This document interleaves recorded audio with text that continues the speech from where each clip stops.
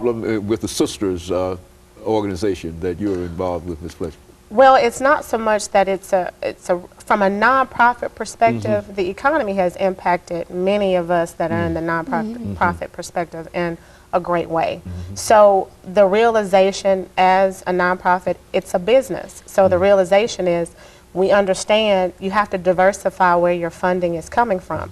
Can you sustain yourself only on a grant today? No, because you got to be able to have a mixture, whether it's grant funding, public funding at the same time, individual contributors and things of that nature.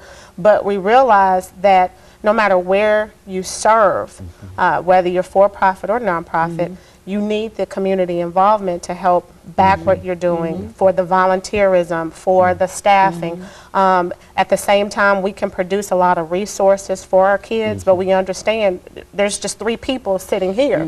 You know, can all 3 of us touch every young person that we desire to? No, but collectively, as more and more organizations team together and pool your resources, can you? Yes, so that's really what we want to do, is pool our resources and work together. Okay, well, we've got about 2.5 minutes. What do you see as the ultimate solution? I mean, certainly you need community support, but you also need resources. How do you meet that? I mean, what do you do in order to, if you're going to continue to help the young people that you're trying to help, what do you do?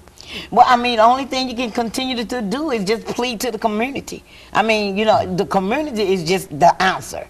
There's no going over nothing big, nothing fancy. It is the community. Once the community, because the community in them households themselves, they are the resources. They just don't know it yet because they're not being told that they are. That's what I'm wondering. You know, the community is such a large thing in a real sense, but you got to be able to touch it, and you got to. What do you do? Do you try to deal with the churches? Do you try to deal with? What? I think you do. I think there's not a perfect answer, but I think it's a combination. I do think that it's churches, because so many of us are guided by our spirits. Do I think that there is a corporate or a business involvement in it? Yes, because economics in so many ways are the key. Do I think that it's from a political standpoint? Did you need that type of support? Yes, because that's the way of the world. It's just having more people stand or take a stand with whether it be individuals in the community, other organizations, with our kids, and doing something that truly at the end of the day, it's impactful. We can raise a lot of money for cancer research, but at the same time, if you don't get the resources that you need to fight or to actually put back into the medical science of cancer, what are we doing? So it's kind of that same way. You're going to need financial resources in order to be able to put back into the community to develop what we need to. Well, we've got about 57 seconds. Ms. Greenlee, some final statements. My final statement is community. Please contact me. I am still standing.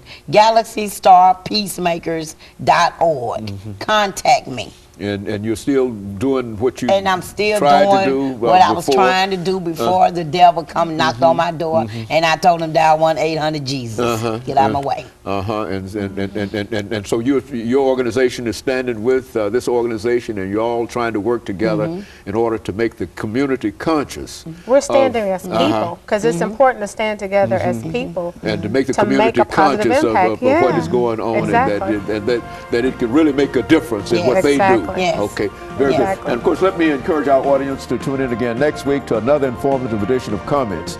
Thank you and good morning.